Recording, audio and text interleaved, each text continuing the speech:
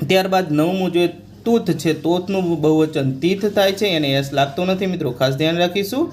પછી ડોર છે તો એનો એસ લાગે છે એટલે ડોર્સ કરીશું. પછી વોચ છે તો વોચિસ થશે.